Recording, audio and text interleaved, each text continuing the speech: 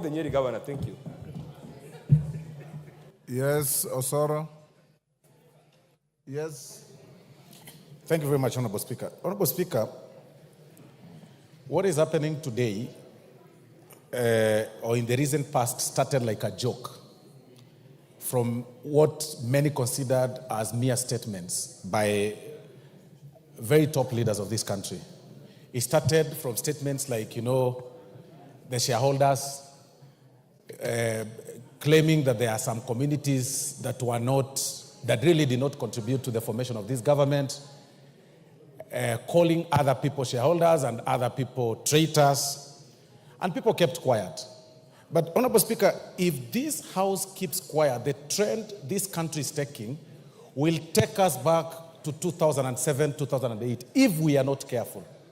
Because it started from one particular leader, then it went down to what we'll call his supporters, or he recruited some speakers or a mouthpiece to speak on his behalf.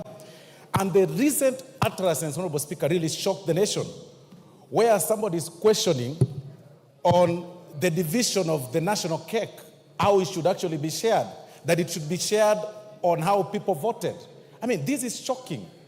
What he did say is that if we go by that formula that he was proposing, then he should also propose that a certain section of people or a region should then not pay taxes.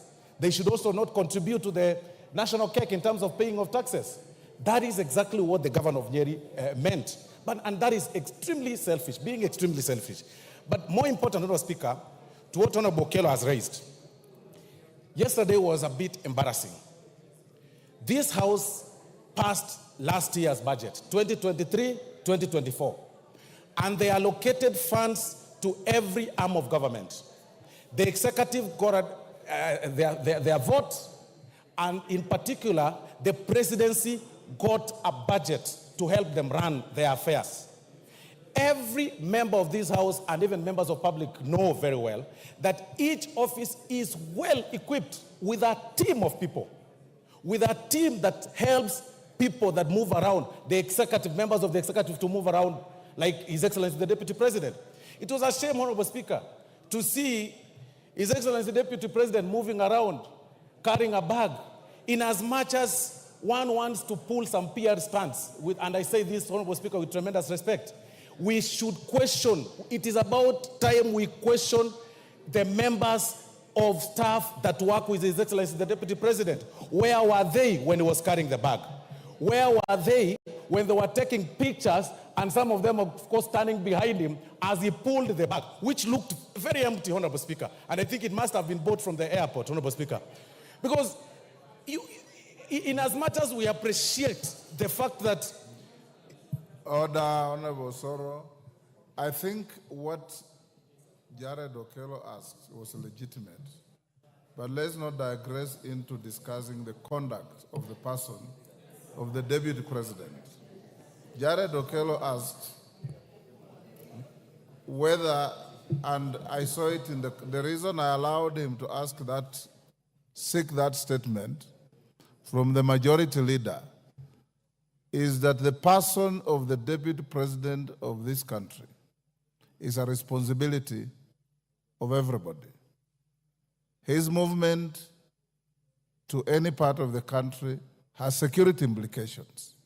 How he travels, who he travels with, where he goes, has security implications.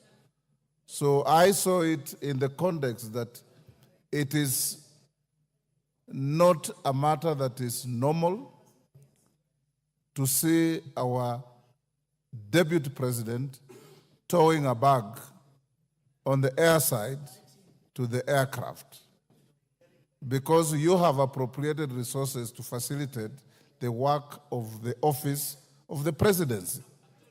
That is how I understood Okello's concern. And Okello was seeking the majority leader to assure the country whether this is something subnormal or this is something that is near normal, or somebody is saying is the new normal, but in security terms, it is not normal. And that's what I expect the majority leader to tell this House. So anybody who seeks to speak to this can only confine yourself within that context. If you start discussing the personal conduct of the Deputy President, I will not allow you.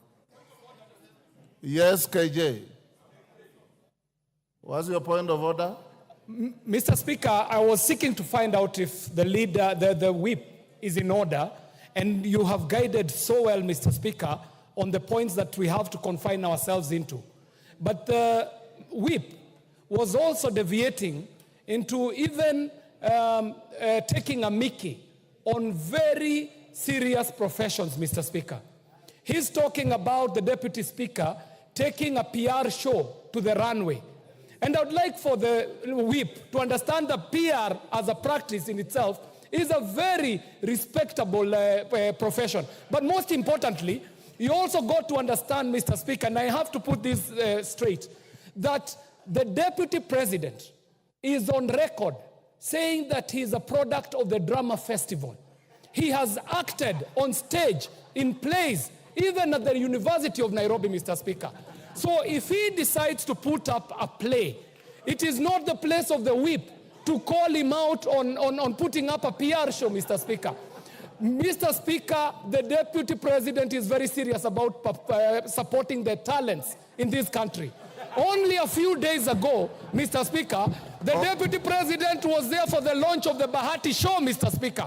We might have had a continuation of the same show on the side, on the runway of at Jkia, Mr. Speaker. So, Mr. Speaker, I was seeking to find out if the whip is in order to take a mickey at very serious professions, the profession of PR and public relations, the profession of actors, and even the people who chase clout for content, Mr. Speaker, for TikTok, are also doing a serious job, Mr. Speaker. So I would want you to find the whip out of order totally, Mr. Speaker, for deviating from the issues as you directed. Thank you very much, Mr. Speaker.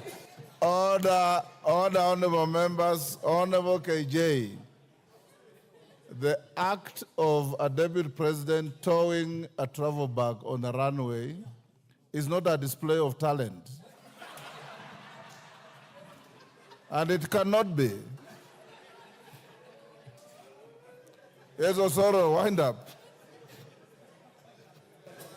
Thank you very much, Honorable Speaker. Honorable Speaker, I stand guided, and I'll not delve into the conduct of His Excellency Deputy President. But Honorable Speaker, nothing stops any member of this House from bringing the conduct of His Excellency Deputy President, especially when it's a shame to the country, Honorable Speaker.